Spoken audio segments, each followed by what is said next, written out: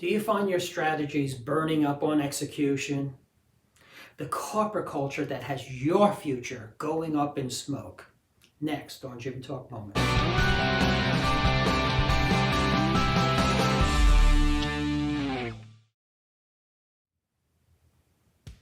Hi, I'm James Saliba, and welcome to JimTalk Moments. This is where we respond to questions from leaders just like you from around the world.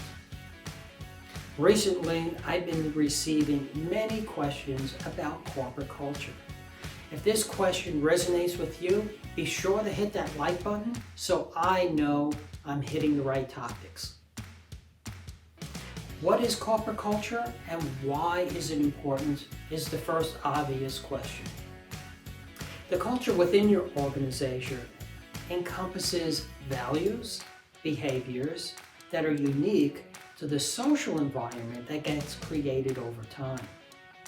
The culture influences the way people interact, how they accept or resist change, how they help or don't help teams across the organization, how they share or don't share information. The culture shapes over time factors of history, technology, types of employees, management and leadership styles are all factors that help build your corporate environment. Now, why is culture important? Well, this reminds me of my favorite quote from Peter Drucker. Culture eats strategy for breakfast. Our markets, clients, technologies are always moving faster and changing. You, your leadership team, build strategies to react and keep up on one hand, yet your corporate culture is highly resistant to change on the other hand. Now you have an enormous mismatch that keeps you stuck in the mud. The next question I hear is, what is the most common culture type? I'm always reminded of a Harvard Business Review article from a number of years back, citing a Booz Hamilton survey of over 30,000 individuals about how their organizations work. The largest single culture type, over 1/4 of the respondents say they suffer from a passive-aggressive culture. In this type of culture, people pay lip service, putting only enough effort to appear compliant. And what is interesting to me was the next statement in the article. Employees feel free to do as they see fit because there's hardly ever any unpleasant consequences. So this brings me to my next favorite quote in the culture topic. The culture of any organization is shaped by the worst behavior a leader is willing to tolerate.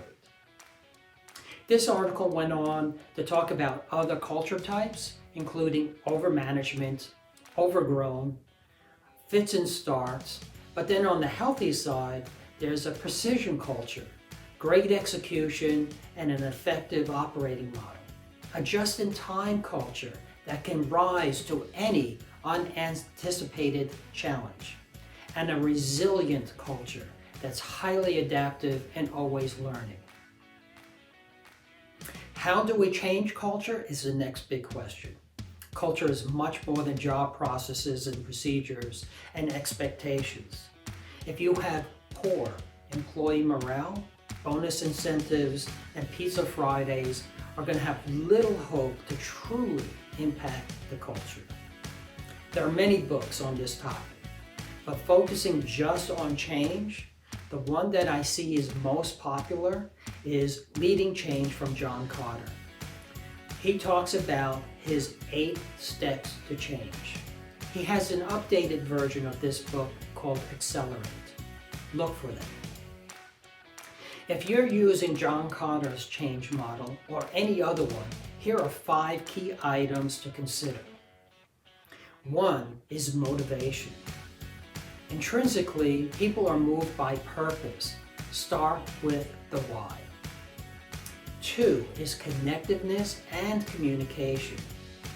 You can have high expectations and accountability for your employees as long as you develop a foundation of trust, mutual respect that drives empowerment. Consistent communication and leadership building is a key leadership function you must exercise daily. Number 3 is a trickle-down effect. If you want your efforts to have a future, people at all levels must see the desired behavior modeled from the layer above. 4 is step by step. Culture overhaul cannot be done overnight. Create measurable goals for your company and implement those measures regularly. Remember, it takes about 66 days for someone to form a habit, and now we need to multiply that out by the practices of an entire organization. And 5, the time is right now. When you say someday, you're giving yourself an excuse not to implement changes and ideas that are needed. Someday is not measurable, so start now. That's a wrap for today. Questions and comments are always welcome. Check out the links in the description for additional help, and we look forward to seeing you in the next JimTalk Moments.